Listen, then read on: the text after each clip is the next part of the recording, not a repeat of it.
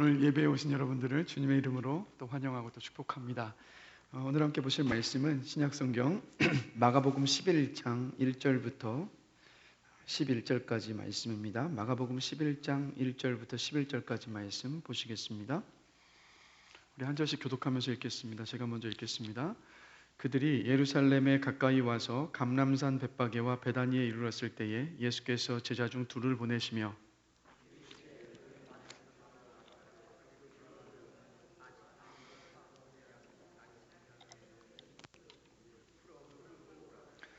만일 누가 너희에게 왜 이렇게 하느냐 묻거든 주가 쓰시겠다 하라. 그리하면 즉시 이리로 보내리라 하시니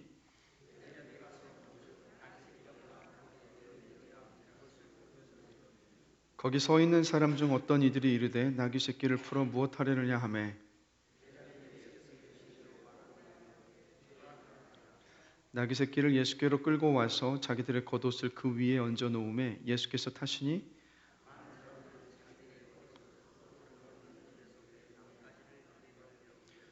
앞에서 가고 뒤에서 따르는 자들이 소리 지르되 호산나 찬송하리로다 주의 이름으로 오시는 이여.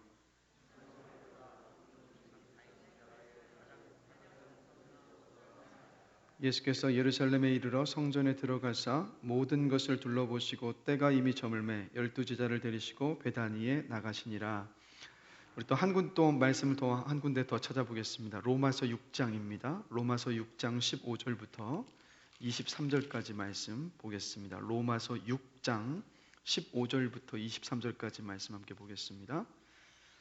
제가 먼저 읽겠습니다. 그런즉 어찌하리요 우리가 법 아래에 있지 아니하고 은혜 아래에 있으니 죄를 지으리요 그럴 수 없느니라.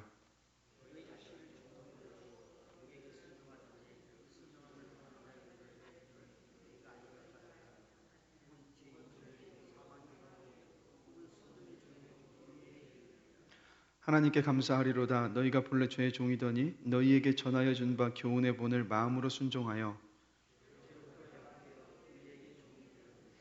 너희 육신이 연약함으로 내가 사람의 예대로 말하노니 전에 너희가 너희 지체를 부정과 불법에 내주어 불법에 이른 것 같이 이제는 너희 지체를 의에게 종으로 내주어 거룩함에 이르라.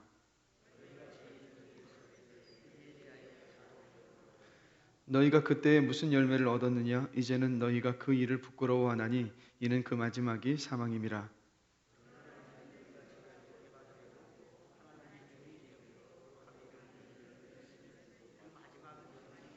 다 같이 읽겠습니다. 죄의 삭은 사망이요 하나님의 은사는 그리스도 예수 우리 주 안에 있는 영생이니라. 아멘. 우리가 살면서 종종 이런 이야기를 듣거나 좀 할 때가 있습니다. 믿음은 좋은데 왜 저럴까?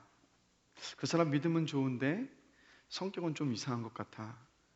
믿음은 있는 것 같은데 어떻게 저렇게 살 수 있지? 아마 이거 우리 스스로도 이런 누군가를 보면서 이런 말을 하기도 하고 또 그렇지는 말아야 되겠지만 하는 것도 하지 말아야 되겠지만 또 우리가 또 누군가에게 또 그런 이야기를 들을 때도 있습니다. 혹은 믿지 않는 이들이 믿는 저와 여러분들을 향해서 야, 믿음은 있다고 하는데 믿음은 좋은 것 같은데 사는 것은 우리랑 별반 차이가 없네, 다르질 않네 라고 또 그런 이야기를 또 하기도 합니다. 자, 그런데 한 가지 질문을 던져보는 것은 믿음이 좋은데 성격이 이상할 수 있나요? 믿음이 좋은데 하나님을 믿지 않는 사람과 똑같이 살 수 있는 건가요? 야고보서 2장 17절에서 야고보 사도가 이런 말을 하죠. 행함이 없는 믿음은 그 자체가 죽은 것이니라. 그러면 이 말씀이 내포하고 있는 의미는 뭐겠습니까? 믿음이 좋으면 그 좋은 믿음을 따라서 삶으로 그 믿음이 나타난다는 말씀이지 않겠습니까? 분명한 것은 우리 내면 안에 있는 그 믿음은 반드시 외면으로 드러납니다. 그래서 성경에서 일관되게 이야기하는 것이 무엇이냐? 믿음과 삶이 분리될 수 없다라는 거예요. 믿음 따로 삶 따로가 아니라는 겁니다. 여러분이 아시는 것처럼 오늘은 예수님께서 십자가를 지시기 위해 예루살렘에 들어가신 날을 기념하는 바로 종려주일입니다. 고난주간의 시작이기도 하죠.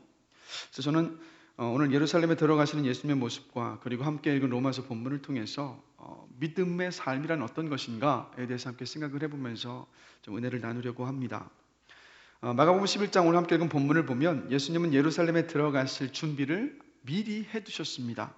제자 2명을 보내시면서 아무도 타지 않은 나귀 새끼가 한 마리 있을 테니까 그 나귀 새끼를 가져오라고 이제 말씀하셨습니다. 그래서 제자들이 그 나귀를 가져와서 자기들의 겉옷을 그 새끼 나귀 위에다 얹었습니다. 그러자 예수님은 그 새끼 나귀에 올라타시고 예루살렘으로 이제 들어가셨어요. 드디어 예수님께서 자신이 메시아시라는 것을 지금 만천하에 이제 공개하신 겁니다. 그 십자가를 지시기 위해서. 그래서 오늘 보면 마가복음 11장 8절을 보면 수많은 사람들이 어떤 행동을 합니까? 예수님께서 나귀를 타고 들어오시니까 수많은 사람들이 그 예수님이 탄 나귀가 걸어가는 그 앞길에 자신들의 겉옷을 펼쳐 놓습니다. 그리고 또 어떤 사람들은 종려나무 가지를 꺾어 와서 그 가는 길에 또 쭉 펼쳐 놓습니다. 이 행위는 어떤 뜻이냐? 바로 왕을 맞이하는, 왕을 기뻐하면서 맞이하는 그런 행위였습니다. 그리고 또 9절을 보니까 예수님 앞뒤에서 따르는 수많은 군중들이 막 환호하며 예수님을 맞이합니다. 어떻게 환호합니까? 호산나 찬송하리로다. 주의 이름으로 오시는 이여 찬송하리라 오는 우리 조상 다윗의 나라여 가장 높은 곳에서 호산나라고 외치면서 막 수많은 군중들이 환호하는 거예요. 왕을 맞이하고 있는 거예요. 그런데 여러분, 이들은요 예수님을 통해서 이루고 싶은 야망이 있었습니다. 그래서 이렇게 환호했던 거예요.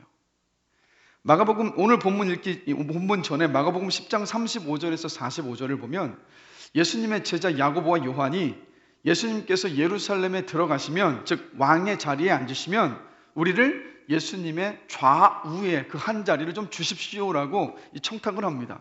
이 사건에 대해서 이 마태복음을 보면 마태복음 20장에 보면 야고보와 요한이 예수님께 이렇게 청탁하는 모습을 보고 다른 나머지 제자들이 분을 내었다라고 기록을 하고 있어요. 자, 무엇을 말합니까? 야고보와 요한만 예수님을 통해서 한 자리에 앉을 것을 꿈꿨던 것이 아니라 제자들 모두 이런 야망을 품고 있었던 거예요. 그래서 예루살렘에 들어가는 그 길에 이들 모두 이 마음속에 이런 생각이 있었던 겁니다. 야, 주님이 왕의 자리에 앉으시면 반드시 한 자리 주실 거야.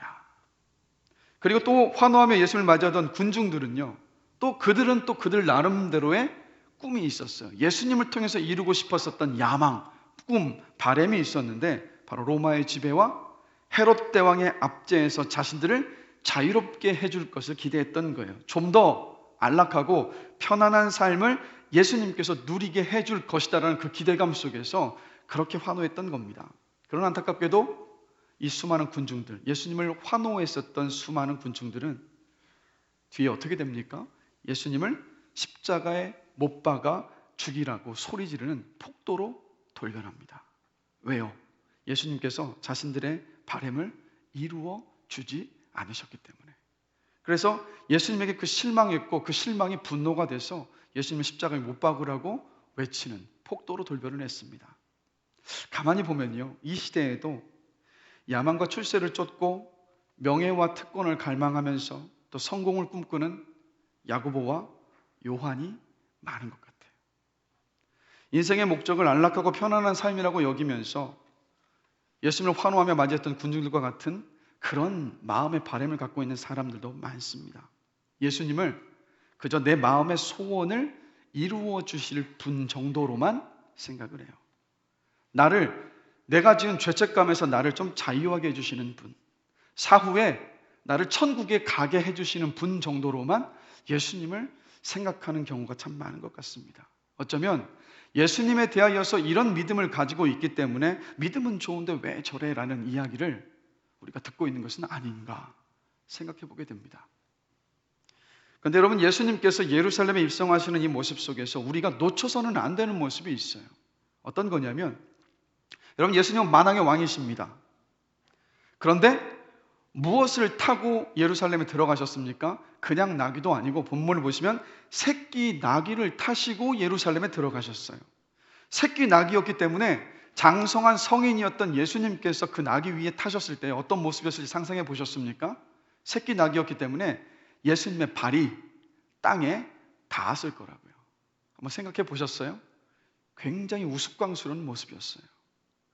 분명히 예수님은 얼마든지 천사들의 호의를 받으시면서 네 마리 말이 이끄는 멋진 황금마차를 타시고 아름답고 찬란한 옷과 망토를 걸치고 이 땅에 오실 수 있으셨어요.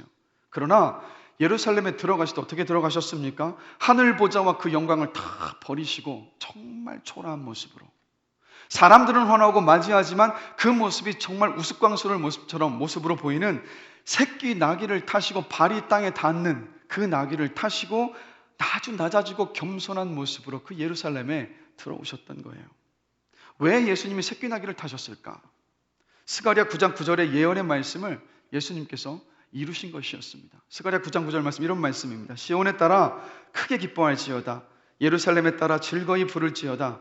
보라, 내 왕이 내게 임하시나니 그는 공의로우시며 구원을 베푸시며 겸손하여서 나귀를 타시나니 나귀의 작은 것 곧 나귀 새끼니라. 즉 당신에 대해서 하나님께서 선지자를 통해서, 스가랴 선지자를 통해서 예언하셨던 이 말씀을 예수님께서 온전히 이루셨던 겁니다. 그래서 예수님의 생애를 보면 하나님 아버지께서 당신에 대하여서 예언하셨던 아주 작고 세세한 것들 하나도 놓치지 않으시고 예수님께서 다 온전히 이루셨던 모습을 봐요. 이게 무엇을 말합니까? 예수님은요, 철저하게 그의 생애 전체를 통하여서 하나님의 말씀에 순종하셨던 분이셨어요. 입성하시는 이 장면에서부터 예수님은 하나님의 말씀에 순종하셔서 그렇게 새끼 나귀를 타고 들어오셨던 겁니다. 만왕의 왕이심에도 불구하고. 그런데 여러분, 이스라엘은 어떻습니까? 하나님께서 선택한 이스라엘은 순종에 실패했어요. 그래서 예수님은 순종하는 아들, 순종하는 왕이 되시기 위해서 새끼 나귀를 타시고 예루살렘에 들어오셨던 겁니다. 그래서 예수님은 당신의 삶으로 겸손하게 하나님의 말씀에 순종하는 삶이 무엇인가를 몸소 보여주셨던 거예요. 하나님의 말씀에 순종하며 살아가는 삶이 구원받은 자의 삶, 하나님을 믿는 자의 삶이라는 것을 예수님께서 몸소 보여주셨던 겁니다. 그래서 요한복음 4장 34절을 보면 예수님께서 이런 말씀을 하셨죠. 나의 양식은 나를 보내신 이의 뜻을 행하며 그의 일을 온전히 이루는 이것이니라. 주의 말씀에 순종하는 것을 자신의 양식을 삼아서 사셨던 예수님이셨어요. 그래서 여러분, 믿음이 좋다라는 것은 어떤 뜻이냐? 예수님처럼 순종하며 살아간다는 것을 말합니다. 믿음과 행함은 따로 떼서 생각할 수가 없어요. 그럼에도 여러분, 우리 기독교 안을 보면, 특별히 한국교회 안을 보면 오직 믿음은 강조합니다. 오직 믿음을 굉장히 많이 강조했어요. 그러나 상대적으로 오직 믿음은 강조했지만 그 믿음에 따라오는, 믿음과 뗄 수는 없는, 결코 분리할 수 없는 행함, 순종이라는 면에 있어서는 그 강조가 굉장히 약했던 것이 사실입니다. 그래서 여러분, 믿음을 강조하는 대표적인 말씀이 바로 로마서 1장 17절 말씀이죠. 이런 말씀입니다. 오직 의인은 믿음으로 말미암아 살리라. 오직 의인은 믿음으로 말미암아 살리라. 자, 그런데 우리는 오직 의인은 믿음으로 말미암아 살리라는 이 말씀을 이렇게 이해를 할 때가 참 많은 것 같아요. 오직 의인은 믿음으로 죄 짓고도 살 것이다. 오직 의인은 싸우고 혈기 부려도 살리라 라고. 그래서 우리가 매번 반복하는 일들이 어떤 일입니까? 죄를 짓고 한 주간 죄를 짓다가 교회에 와서 회개를 해요. 회개했으니 용서받았음을 믿습니다 하고 다시 월요일부터 시작하면서 회개했던 그 죄를 똑같이 반복하며 짓는 일들을 마치 이 사이클을 돌듯이 계속 반복하는 저와 여러분의 인생이지 않습니까? 그러니까 오죽하면 믿지 않는 세상 사람들이 그런 말을 합니다. 야, 교회 다니는 사람들 진짜 속도 좋겠다, 편하겠다. 죄 짓고 난 다음에 회개하면 다 용서받는다고 하니까 야, 이게 얼마나 편하느냐고 세상 사람들이 우리를 보고 그렇게 조롱할 때도 있어요. 여러분, 십자가의 은혜라는 것이 어느덧 우리 죄를 뒤치다꺼리 해주는 그런 은혜가 돼버린 것 같습니다. 그런데 여러분, 우리가 죄를 지으면 우리를 따라와서 우리의 죄를 용서해 주는 것이 십자가의 은혜가 아니라는 거예요. 오늘 함께 읽어보면 로마서 6장 15절을 보시면 우리 함께 한 목소리 한번 읽어보겠습니다. 로마서 6장 15절 말씀 한 목소리 한번 읽어보겠습니다. 그런즉 어찌하리요? 우리가 법 아래에 있지 아니하고 은혜 아래에 있으니 죄를 지으리요? 그럴 수 없느니라. 야, 이게 무슨 말입니까, 여러분? 십자가의 은혜를 입었으니까 우리는 죄를 지으며 살 수 없다라는 말이에요. 즉 십자가의 능력이라는 것이 무엇이냐? 우리가 죄를 지으면 뒤치다꺼리 해주듯이 우리의 죄를 용서하여 주는 것이 십자가의 능력이 아니라 예수님께서 지셨던 그 십자가의 능력은 뭐냐? 우리가 죄를 짓지 않고 이 땅을 살아갈 수 있게 하는 능력이라고 오늘 이 로마서 6장 15절 말씀이 말하고 있는 거예요. 그런데 여러분, 우리 안에는 어떤 안일함이 있느냐? 죄를 지어도 괜찮다라는 그 안일한 생각들이 우리 안에 있어요. 죄를 지어도 영생 얻을 수 있고 죄를 지어도 천국에 갈 수 있다라고 아주 굳게 믿고 있습니다. 그러나 오늘 읽은 본문을 보면 성경은 그렇게 말하고 있지 않아요. 자, 다음 절 6장 16절 말씀을 보시면 이렇게 말씀하고 있습니다. 너희 자신을 종으로 내주어 누구에게 순종하든지 그 순종함을 받는 자의 종이 되는 줄을 너희가 알지 못하느냐? 혹은 죄의 종으로 사망에 이르고 혹은 순종의 종으로 의에 이르느니라. 누구에게 순종하느냐에 따라서 그의 종이 된다라고 말합니다. 실제 돌아보시면 우리가 누군가에게 복종한다면 우리는 그 사람의 종이에요. 그렇지 않습니까? 그렇다면 말씀이 뭐라고 얘기합니까? 우리가 죄를 지으면 우리가 누구의 종이냐? 바로 죄의 종이라는 거예요. 그런데 죄의 종으로 살면 사망에 이른다라고 말씀합니다. 반면에 순종의 종이 되면 무엇에 이른다고 말하냐면 의에 이르게 된다라고 지금 말씀하고 있어요.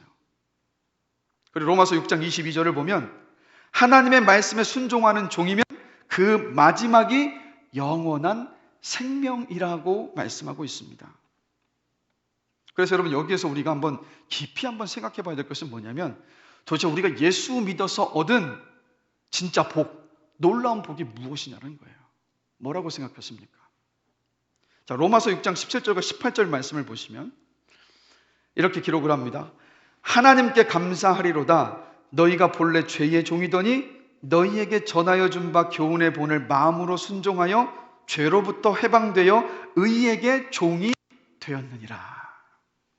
자, 뭐라고 말합니까? 예수님을 믿기 전에 저와 여러분들은요, 죄의 종이었습니다. 그런데 예수 믿고 나서 변화가 됐어요. 어떤 변화입니까? 죄로부터 해방이 되었습니다. 죄로부터 자유하게 되었어요. 그래서 더 이상 죄의 종이 아니라 의의 종이 되었습니다. 그것을 믿으십니까? 자, 그런데 여기에 우리의 딜레마가 있습니다. 분명히 말씀은 우리가 더 이상 죄의 종이 아니고 의의 종이 되었대요. 그런데 예수님을 믿지만 우리들 스스로가 자신 있게 저는 의의 종입니다라고 확실하게 말할 수 있는 사람이 많지를 않아요. 그 이유는 어디에 있습니까? 분명히 죄로부터 해방되었다라고 말하지만 죄로부터 자유하게 되었다라고 이야기하고 있지만 그러나 여전히 죄를 짓고 살고 있는 바로 나 자신 때문입니다. 그런데 여러분, 이 말씀을 우리가 잘 이해해야 되는데 예수 믿기 전에 우리는 죄의 종이었습니다. 근데 이 의미가 어떤 뜻이냐면 그때는 완전히 죄의 종이어서 의의 종이 될 수 없는 존재였다라는 의미예요. 요즘 여러분 코로나로도 나라가 시끄럽지만 N번방 사건으로도 나라가 참 시끄럽지 않습니까? 근데 여러분, 그 N번방을 만들어서 수많은 여성들이 어떤 성착취를 해서 이 끔찍한 일을 저질러서 이 사람이 검찰에 딱 체포가 되면서 언론을 향해서 이 사람이 이런 말을 했어요. 멈출 수 없었던 악마의 삶을 멈춰주셔서 정말 감사합니다. 멈출 수 없었던 악마의 삶을 멈춰주셔서 감사합니다. 이 말이 무슨 뜻이겠습니까? 자신이 하는 일이 잘못된 것이라는 것은 알았어요. 그런데 내 의지와는 상관없이 그 올무에 빠져서 벗어날 수가 없었다라는 고백을 하고 있는 것 아니겠습니까? 예수 믿기 전에 우리의 모습이 어떤 모습이냐? 죄의 종이었기 때문에 거기에서 빠져나올 수 없는 의의 종이 될 수 없었던 그런 존재였다라는 거예요. 한마디로 죄의 종은 죄로부터 자유할 수 없습니다. 그러나 예수님께서 십자가에서 죽으심으로 말미암아 또 그 예수님을 믿는 믿음으로 말미암아서 우리 옛사람이 십자가 위에서 예수님과 함께 죽었습니다. 이 말이 무슨 말입니까? 죄의 노예에서 저와 여러분들이 벗어나게 되었다는 얘기예요. 이제는 죄에서 자유하게 되었다는 의미입니다. 그런데 이 자유함이라는 것이 좀 오해를 해서는 안 되는 것이 무엇이냐? 성경에서 말하고 있는 이 자유하게 되었다, 죄에서 자유하게 되었다는 것은 우리가 이제는 죄의 종으로 살 것인지 의의 종으로 살 것인지 선택하고 결단할 수 있게 되었다는 뜻이에요. 여러분, 우리가 예수 믿기 전에 선택의 여지가 없었습니다. 그냥 죄의 종으로 살다가 심판을 받아서 지옥 가는 인생이었어요. 그러나 이제는 자유하게 되었기 때문에 우리가 선택을 할 수 있는 거예요. 죄의 종이 될 것이냐, 의의 종이 될 것이냐, 말씀에 순종해서 의의 종이 될 것이냐, 하나님의 종이 되어서 영원한 삶을 살 것이냐, 아니면 죄를 짓기로 선택을 해서 그냥 사망에 이를 것이냐를 선택할 수 있는 자유함을 저와 여러분들이 얻게 되었다는 것을 말하고 있어요. 그래서 이것이 바로 예수 믿는 저와 여러분들이 얻은 놀라운 복입니다. 그래서 이어서 로마서 6장 19절을 보면 바울이 이렇게 말하고 있어요. 너희 육신이 연약함으로 내가 사람의 예대로 말하노니 전에 너희가 너희 지체를 부정과 불법에 내주어 불법에 이른 것 같이 이제는 너희 지체를 의에게 종으로 내주어 거룩함에 이르라. 자, 이 말씀 그대로 띄워주시면 여기 지금 내주어라는 단어를 2번을 사용하고 있는데, 예수 믿기 전에 우리는 우리 지체를 죄에게 맡겨서 내어주었어요. 그러나 예수 믿은 후에는 우리가 의의 종이 되었기 때문에 우리 지체를 의의 종으로 내어 맡겨야 한다고 지금 바울이 말하고 있어요. 자, 이게 무슨 뜻이겠습니까? 죄의 종이 되고 의의 종이 되는 열쇠가 바로 저와 여러분에게 있다는 거예요. 그래서 다시 17절 말씀을 보시면 너희에게 전하여 준 바 교훈의 본을 마음으로 순종하라라고 바울이 말하고 있어요. 즉 죄의 종이 될 것인지 의의 종이 될지 선택할 수 있는 자유가 주어졌기 때문에 마음으로 우리가 결단을 해야 한다는 겁니다. 마음으로 순종하기를 결심할 때, 결단할 때 우리가 의의 종으로 살아갈 수 있습니다. 그럼 여기서 한 가지 좀 의문이 드는 것은 바로 이 부분이에요. 하나님이 얼마든지 저와 여러분들을요, 우리가 마음으로 선택하고 결정하지 않고 그냥 하나님께서 우리의 마음 전체를 그냥 선택하고 결정하는 마음이 아니라 무조건 하나님의 뜻에 순종하며 살아오는, 그 순종하고 따라오는 삶으로 우리를 얼마든지 만드실 수 있으십니다. 그런데 예수를 믿어서 저와 여러분을 구원하여 주신 다음에 다시 선택할 수 있는 자유를 주셨어요. 왜 그러셨을까요, 여러분? 그 이유는요, 여러분 한번 생각해 보십시오. 여러분이 누군가를 사랑하는 사람이 있는데 그 사람이 자신의 마음으로 자발적으로 나를 정말 좋아서 사랑해서 나와 교제를 하고 내 말을 들어주고 순종하면서 따라오는 게 아니라 기계적으로 그냥 따라와요. 그런 마음 전혀 없이. 그럼 여러분 그 모습을 기뻐하시면서 야, 나를 사랑하는구나 라고 받아들이시겠습니까? 어느 누구도 그 마음을 사랑으로 받아들이지 않아요. 그건 기계죠. 로봇이지 않습니까?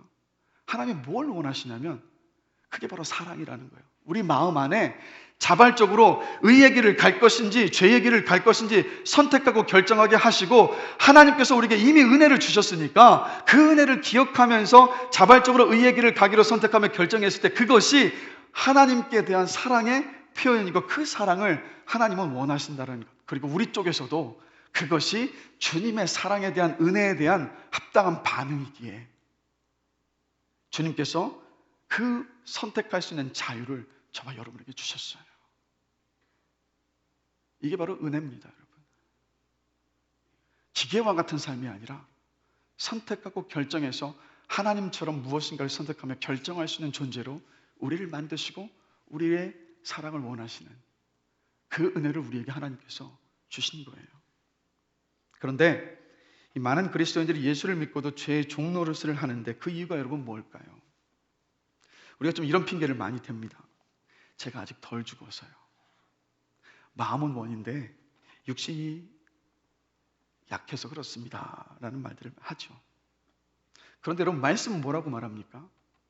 우리 2주일에 나왔던 말씀이기도 하지만 갈라디아서 2장 20절입니다. 내가 그리스도, 함께 다 함께 읽겠습니다. 내가 그리스도와 함께 십자가에 못 박혔나니 그런즉 이제는 내가 사는 것이 아니요 나를 사랑하사 나를 위하여 자기 자신을 버리신 하나님의 아들을 믿는 믿음 안에서 사는 것이라. 이미 예수님을 믿는 믿음 안에서 내 옛사람은 예수님과 함께 십자가에 못 박혀 죽었습니다. 이것을 믿으십니까? 덜 죽어서 그런 것이 아니에요. 십자가에 달리신 주님께서요, 그 십자가 위에서 저와 여러분에게 이렇게 말씀을 하고 계신 거예요. 내가 너의 옷을 입고 십자가 위에서 너 대신 죽었다. 그러니까 이제부터 너는 내 옷을 입고 나처럼 살아다오라고 주님께서 십자가 위에서 말씀하고 계시는 거예요. 그래서 여러분, 저와 여러분들은 예수님께서 십자가 위에서 이루신 일을 믿음으로 이렇게 선포해야 한다는 거예요. 주님이 채찍 맞으실 때 내가 채찍을 맞았고, 주님이 버림당하셨을 때 내가 버림당했고, 주님께서 십자가에서 죽으실 때 나도 죽었다. 음란하고 더럽고 자아추구하며 죄의 종노릇하던 나는 주님과 함께 죽었다. 예수님의 죽음이 내 죽음이다. 예수님의 부활이 내 부활이다. 예수님의 생명이 내 생명이다. 예수님의 능력이 내 능력이다. 예수님의 지혜가 내 지혜다. 이제는 예수님이 나의 전부가 되셨다. 이제는 내가 사는 것이 아니고 오직 내 안에 그리스도께서 사신다라고 우리는 믿음으로 이것을 선포해야 하는 거예요. 그래서 여러분, 예수 믿고 구원받은 우리에게는 무엇이 있는지 아십니까? 죄의 종노릇하지 않을 영적인 권세와 생명이 우리 안에 있습니다.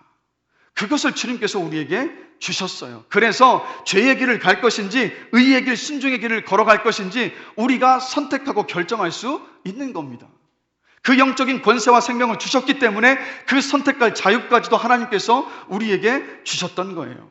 그래서 이렇게 본다면 예수를 믿고 구원받았음에도 불구하고 여전히 죄의 종로로 타는 것은요, 우리의 마음이 의의 종이 되는 것을 원치 않기 때문이라는 데 있지 않습니까? 하나님의 말씀에 순종하고 싶지 않기 때문이에요. 순종하기보다는 그냥 내 육신의 욕망을 채우고 싶기 때문입니다. 말씀대로 살고 싶지 않으니까 어렵다고, 힘들다고 말하는 거예요. 마음이 없기 때문에 힘듭니다. 그러나 하나님 말씀대로 살기로 그 마음을 정한 사람, 뜻을 정한 사람은 어렵지 않습니다. 말씀 보고 기도하는 일이 어렵지 않아요. 말씀에 순종하며 살아가는 길이 어렵지 않습니다. 마음이 정해지면 모든 것이 달라져요. 그래서 예수님께서 마태복음 17장 13절과 14절을 보면 주님을 따라 순종하셔 사는 삶을 가리켜서 뭐라고 말씀하시냐면 좁은 문으로 들어가는 것이다 라고 말씀하세요. 믿지 않는 세상 사람들의 기준으로 보면 하나님 말씀대로 사는 삶이 힘들어 보이고 믿는 우리들 안에도 마음의 정함이 없으면 그 삶이 힘들어 보입니다. 그러나 좁은 문으로 들어가서 그 길로 걸어가는 삶이 시온의 대로처럼 보이는 사람인데 그 사람이 누구냐? 시편 84편 5절을 보면 주께 힘을 얻고 그 마음에 시온의 대로가 있는 자는 복이 있다라고 말해요. 무슨 뜻입니까? 마음에 시온의 대로가 있다라는 말은 무슨 뜻이냐면 마음에 하나님을 향해 가는 길이 활짝 열려 있다라는 거예요. 이게 무슨 뜻이냐? 하나님 앞에 가고 싶은 마음이 간절하다는 뜻이에요. 하나님의 말씀에 순종해서 의의 종으로 살고 싶은 간절한 마음의 바람이 그 안에 있다라는 겁니다. 즉 마음으로 정하면 우리 마음 안에 하나님의 말씀에 순종함으로 살기를 결단하는 그 마음의 결단이 있다면 그 길이 시온의 대로와 같아서 그 길이 어렵지 않을 것이라는 말씀이에요. 저는 여러분 자전거로 운동을 하는데 요즘은 이제 겨울을 좀 지나고 또 코로나 바이러스 때문에 자전거를 타는 게 그렇게 좀 쉽지는 않습니다. 근데 이제 제가 자전거를 타기 시작하면서 처음 자전거 탈 때는요 20km를 타는 것도 굉장히 어렵더라고요. 막 다리가 뻐근해가지고 굉장히 힘들더라고요. 근데 그 거기를 조금씩 늘려갔습니다. 30km, 40km, 70km까지. 근데 거리를 늘려가는 이 재미가 있으니까 이제 점점 더 먼 거리를 도전하게 되더라고요. 그래서 어느 월요일 날 마음에 제가 어떤 마음을 먹었냐면 양평 두물머리까지가 왕복 130km입니다. 근데 제 마음에 그래 70km 탔으니까 130km 한번 타보자. 그리고 출발을 했습니다. 쉬웠을까요? 고통스러웠을까요? 나중에 돌아올 때 정말 고통스러웠습니다. 포기하고 싶었는데 근데 돌아보니까 놀라운 것은 뭔지 아십니까? 마음에 딱 결심을 딱 하고 내가 반드시 그 130km를 왕복하겠다고 결심을 하고 나니까 끝에 돌아올 때 힘들었지만 포기하지 않고 결국에는 그 130km를 완주했어요. 이게 뭘 말합니까, 여러분? 아마 이 자리에 어떤 분들 그런 생각하실 거예요. 뭘 그렇게 힘들게 사서 고생을 하느냐고. 그런데 여러분, 사람은요 좋아하면 합니다. 마음에 뜻을 정하면 무슨 일이 있어도 합니다. 한번 돌아보십시오. 여러분의 마음에 올 한 해가 됐던 여러분의 인생 가운데서 뭔가 하기로 마음의 결정을 하셨을 때 그거 그냥 포기하셨습니까? 우리 절대 포기하지 않아요. 마음에 굳게 마음을 먹으면 그 길을 향해서 걸어갑니다. 사람은 그래요. 똑같습니다. 하나님의 뜻대로 살고 싶고 하나님의 말씀에 순종하며 살겠다라는 마음의 소원이 있는 사람에게는 그 길이 시온의 대로가 됩니다. 그래서 잠언 23장 26절에서 하나님께서 이렇게 말씀하시는 거예요. 내 아들아, 너의 마음을 내게 주며 너의 눈으로 내 길을 즐거워할지니라. 주님이 무엇을 원하십니까? 무엇을 우리에게 달라고 하십니까? 우리 마음을 달라고. 마음을 하나님께 주면, 마음을 하나님의 뜻에 순종하며 살아가는 것을 우리의 마음을 주면 그렇게 살아갈 것이기 때문에 하나님께서 다른 것을 원하시는 것이 아니라 저와 여러분들에게 의의 종이 되겠다는 마음, 하나님의 말씀에 순종하며 살겠다는 마음, 바로 그 마음을 하나님께서 저와 여러분에게 원하신다라는 거예요. 그래서 하나님은 무엇을 기뻐하시는지 아십니까? 하나님은 우리가 예수님께서 내 삶의 주인이시라는 그 고백을 들으실 때 기뻐하세요. 저는 주님의 종입니다 라고 우리가 고백할 때 우리 하나님은 영광 받으시고 기뻐하신다는 거예요. 그런데 여러분, 이 하나님의 종이라고 하면 여러분 누가 생각나십니까? 여러분, 하나님의 종은 누굽니까? 누굽니까? 아니, 솔직하게 말씀하셔도 돼요. 하나님의 종은 누굽니까? 그래요, 목회자라고 다들 생각을 합니다. 근데 그 깊은 오해를 뿌리 뽑으셔야 한다는 거예요. 왜냐하면 목회자만 하나님의 종이라고 생각을 하니까 나는 하나님의 종으로 살아가지 않아도 된다는 면죄부를 스스로 어느 틈엔가 마음 안에 만들어버릴 수 있다는 거예요. 자, 그런데 오늘 본문 로마서 6장 22절 함께 보실까요? 우리 함께 한 목소리 한번 읽어보겠습니다. 그러나 이제는 너희가 죄로부터 해방되고 하나님께 종이 되어 거룩함에 이르는 열매를 맺었으니 그 마지막은 영생이라. 뭐라고 말씀하고 있습니까? 너희가 죄로부터 해방되고 하나님께 종이 되어 거룩함에 이르는 열매를 맺었으니 라고 말하고 있어요. 무슨 말입니까? 저만 하나님의 종이 아니라 예수 믿는 여러분들 모두가 다, 우리 모두가 다 하나님의 종입니다. 이것이 분명해진 사람이 바로 예수 믿는 사람이에요. 하나님의 종이심을 믿으십니까? 하나님의 종이 되셨음을 믿으십니까? 우리 모두 하나님의 종입니다. 함께 그 길을 잘 걸어가십시다. 그런데 이 로마서 6장 20절 말씀을 좀 더 한번 살펴보고 싶은 것이 이게 네 부분으로 나뉘어져요.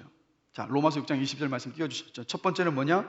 죄에서 해방되어, 그 다음에 하나님의 종이 되어, 세 번째로 거룩함에 이르는 삶의 열매를 맺는다. 네 번째, 그 마지막은 영생이다.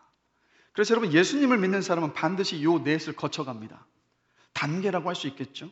그런데 많은 그리스도인들이 첫 번째 죄에서 해방되어와 그리고 네 번째 그 마지막은 영생이다만 믿습니다. 예수 믿으면 죄를 용서받고 죽어서 천국 간다, 영생을 얻는다는 것만 알고 믿으려 해요. 두 번째, 세 번째가 없습니다. 하나님의 종이 되어 거룩함에 이르는 삶의 열매를 맺어가는 그 삶이 없어요. 그래서 믿음은 있는데 왜 저래? 라는 말을 우리가 듣고 있는 겁니다. 여러분, 믿음이 무엇인지 아십니까? 믿음은 하나님께서 예수 그리스도를 통해서 저와 여러분에게 주신 사랑과 은혜에 대한 바로 책임 있는 반응이 바로 믿음입니다. 그 반응이 바로 뭐냐? 하나님의 말씀에 대한 순종이 바로 그 반응이에요. 순종해서 예수님을 믿는 바른 증거가 우리 삶에 나타나야 합니다. 그게 구원받은 자의 삶이에요. 그게 영생에 이르는 자의 삶의 모습입니다.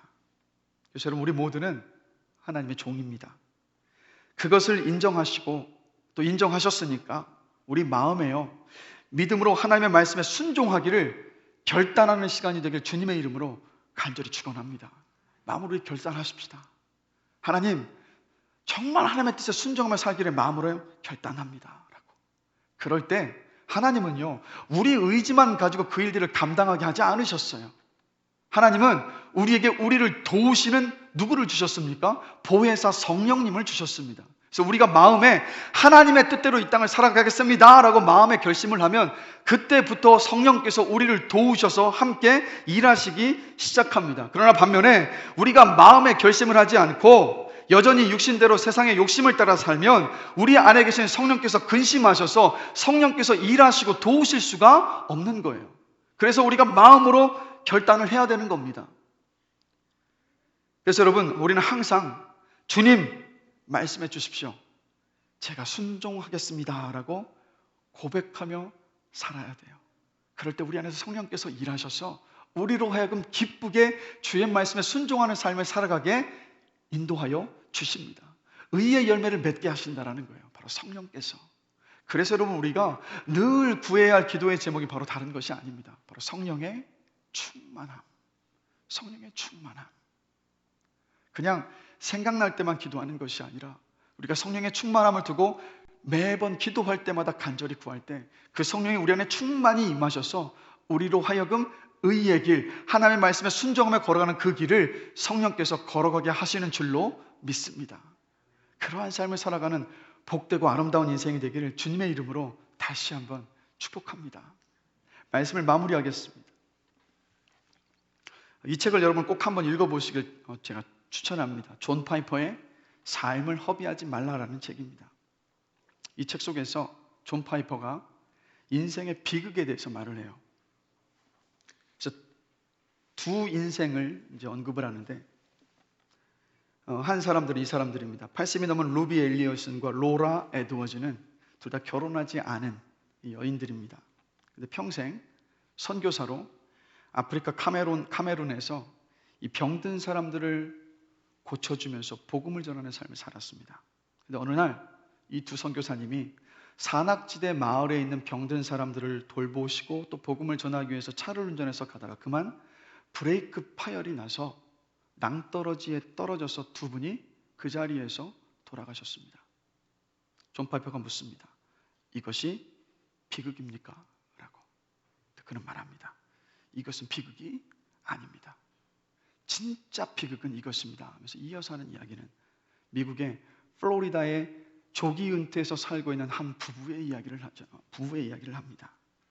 조기 은퇴를 해서 이 부부는 미국 플로리다는 정말 살기 좋고 아름다운 곳입니다. 그곳에 집을 사고 보트를 사고 그리고 여유롭게 희귀한 조개 껍질을 모으면서 지내고 있다는 리더스 다이제스트의 한 기사 내용을 존 파이퍼가 말하는 거예요. 그러면서 그는 말합니다. 이 삶이 비극입니다. 그 이유는 다른 데 있지 않습니다. 여러분, 대부분의 그리스도인들이 꿈꾸는 행복한 삶은요, 좋은 직장에 다니고 돈을 많이 벌고 자녀들이 잘 되고 좋은 집에 살면서 좋은 차를 타고 은퇴 후에 여유롭게 지내다가 천국 가는 겁니다.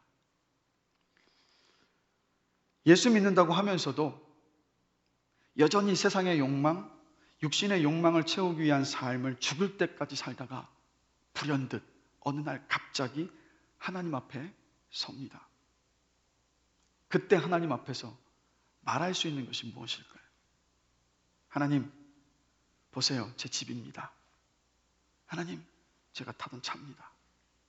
하나님, 제가 모은 조개 껍질입니다. 라고 말해야 한다면 그럼 바로 그것이 비극입니다. 존 파이퍼가 그것을 말하고 있더라고요. 여러분, 영원할 것 같고 이것만 다 있으면 행복할 것 같아 보이는 우리의 인생이요,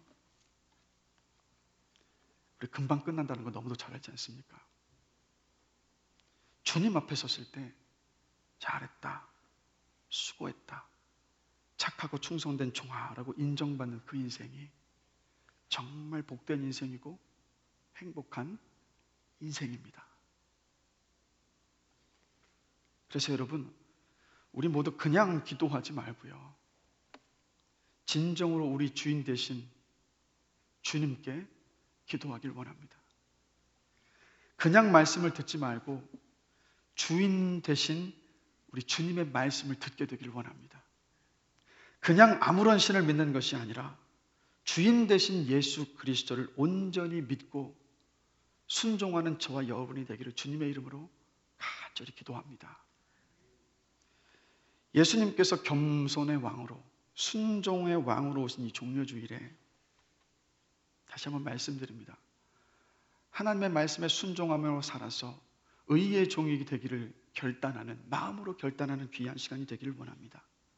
그때 성령께서 우리 안에서 일하시고 도우시고, 무엇보다도 여러분 철저하게 하나님의 종으로 이 땅을 살아가는 삶이 가장 안전한 삶입니다. 왜냐하면 주께 순종하는 사람에게 하나님의 은혜가 늘 머물러 있기 때문입니다. 그래서 저와 여러분들의 삶이요, 정말 의의 종으로 우리의 마음을 내어드려서 하나님의 말씀에 순종하기를 마음으로 결단함을 통해서 그 삶 속에서 믿음은 좋은데 왜 저래? 라는 소리를 듣는 인생이 아니라, 야, 역시 믿음이 좋으니까 그 인생이 다르구나 라는 인정과 칭찬을 받는 아름다운 삶이 되시기를, 복된 삶이 되시기를 주님의 이름으로 축복합니다. 오늘 이 시간 들었던 말씀을 생각하면서 우리 세 가지 기도 제목 가지고 함께 합심해서 좀 기도하기를 원합니다. 여러분, 순종 없는 믿음은 없습니다. 우리 주님 말씀에 순종하기를 마음으로 결단합시다. 순종하여서 영생을 누리고 얻는 삶이 되게 하여 주시옵소서라고 먼저 기도하시고, 두 번째 기도 제목은 우리 소생하는 자연을 보면서 하나님의 살아계심과 일하심을 감탄하며 찬양하겠습니다. 어려운 때이지만 하나님께서 주신 은혜를 돌아보며 감사한 인생으로 살겠습니다라고 고백하며 기도합시다. 그리고 세 번째로 코로나로 어려움에 있는 이들을 위로하시고 또 회복시켜 주십시오. 이 나라를 지키시고 회복시켜 주십시오. 4.15 총선에서 하나님을 경외하며 나라와 국민을 사랑하는 지도자들이 선출되게 하여 주십시오. 하나님의 정의와 사랑이 이루어지는 우리나라 되게 하여 주십시오라고 우리 이 세 가지 기도 제목 가지고 합심해서 잠시 우리 기도하시겠습니다. 우리 다 함께 기도하겠습니다. 하나님 아버지, 말씀을 통해서 함께 나누었습니다. 순종이 없는 믿음은 없습니다.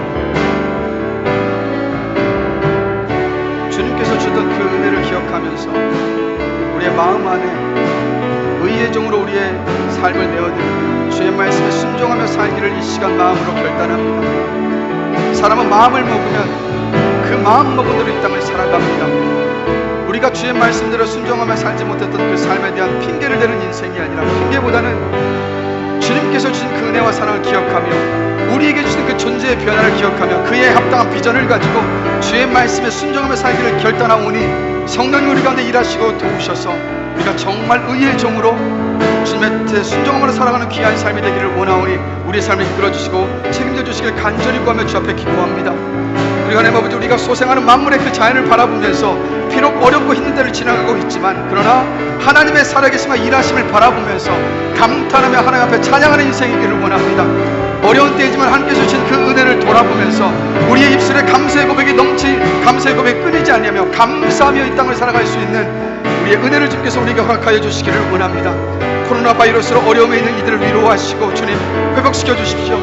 이 어려운 때를 헤쳐나가시는 힘과 능력과 은혜를 주께서 베풀어 주셔서 이 때를 넉넉하게 이겨낼 수 있도록 주님께서 지켜주시기를 원합니다. 또는 이 나라를 지켜주시고 회복시켜 주십시오. 4.15 총선에서 하나님을 경외하며 나라와 국민을 사랑하는 지도자들이 뽑히도록 인도해 주시기를 원합니다. 하나님의 정의와 사랑이 온전히 이루어지는 이 땅 될 수 있도록 주님 은혜를 베풀어 주시옵소서. 우리가 계속해서 기도하며 주 앞에 맡겨드리는 가운데서 주님께서 이 모든 뜻을 이 땅 가운데 이루어 주실 줄로 믿습니다. 감사합니다. 예수 그리스도로 기도드렸습니다. 하나님 아버지, 죄의 종으로 노예로 주님의 심판을 받아서 죽을 수밖에 없었던 우리들에게 예수님의 십자가의 은혜로 말미암아서 의의 종이 되어서 의의 길과 죄의 길을 선택할 수 있는 그 자유를 주심해 주님 감사합니다. 그 자유를 통하여서 하나님을 향한 우리의 사랑을 보일 수 있는 그 때를 주심해 주님 감사합니다. 주님, 이 시간 우리가 마음으로 결심했습니다. 주님께서 주신 그 은혜가 너무도 커서 주님 의의 길을 걸어가겠습니다. 주의 말씀에 순종하며 살겠습니다라고 우리 마음에 결단하며 주님 앞에 기도했습니다. 성령님, 우리의 마음의 결단을 통하여서 우리를 도와주실 것을 믿습니다. 오늘 이 시간만의 결단으로 끝나는 것이 아니라 우리는 너무 연약해서 작심삼일로 끝날 때가 참 많습니다. 그러나 그때마다 우리가 계속해서 마음을 다시 한번 결단하며 마음을 정하고 뜻을 정하여서 주의 말씀에 순종하며 살아가는 그 길을 끝까지 걸어갈 수 있도록 우리를 도우시고 인도하여 주시옵소서. 그리하여서 이 자리에 있는 분들 한 분도 빠짐없이 주 앞에 섰을 때에 주님 앞에 잘하였다, 착하고 충성된 종아라고 인정받은, 그리하여서 그 영원한 하나님의 나라에서 그 복된 삶을 살아가기에 부족함이 없는 귀한 존재들로 우리를 세워 주시옵소서. 감사합니다. 예수 그리스도의 이름으로 기도드렸습니다. 아멘. 우리 이 시간 찬송가 151장 함께 부르시면서 준비하신 헌금 하나님 앞에 드리시겠습니다. 찬송가 151장입니다.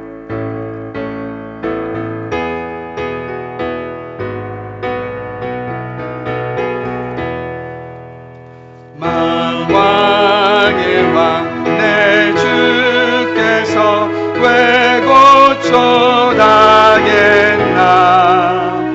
이 벌레 같은 날 위해 그 보혈을 였네. 십자가 내가 처음 볼 때에 나의 맘의 큰 고통 사라져. 오늘 믿고서 내 눈 밝았네. 참 내 기쁨 영원하도다. 주 십자가 못 박힘은 속죄함 아닌가. 그 긍휼함과 그 은혜 말할 수 없도다. 십자가 내가 처음 볼 때에 나의 맘의 큰 고통 사라져. 오늘 믿고서 내 눈 밝았네. 참 내 기쁨 영원하도다. 늘 울어도 그 큰 은혜 다 갚을 수 없네. 나 주님께 몸 바쳐서 주의 일 힘쓰리. 십자가 내가 처음 볼 때에 나의 맘의 큰 고통 사라져. 오늘 믿고서 내 눈 밝았네. 참 내 기쁨 영원하도다. 들으신 헌금 위에서 잠시 기도하시겠습니다. 하늘에서 굽어보사 모든 인생을 살피시는 하나님, 한 주일간 우리의 삶을 붙들어 주심에 감사합니다. 그 은혜를 기억하며 그리고 효민교회 공동체를 사랑하는 마음으로 이 시간 헌금을 드렸습니다. 이 헌금이 우리 교회 안에 하나님의 뜻을 이루어가고 또 복음을 전하며 이웃을 사랑하고 섬기는 것에 또 지혜롭게 또 투명하게 사용될 수 있도록 하나님 아버지 인도하여 주시옵소서. 하나님, 코로나 바이러스로 개인의 삶과 또 나라 전체의 삶이 위축되는 어려운 시기에 하나님의 긍휼하심에 기대하여서 이 시간 기도합니다. 육신의 병 때문에 또 고난 중에 있는 우리 성도들이 있습니다. 나사렛 예수 그리스도의 이름으로 명하노니 그 육신의 병아 깨끗이 나을지어다.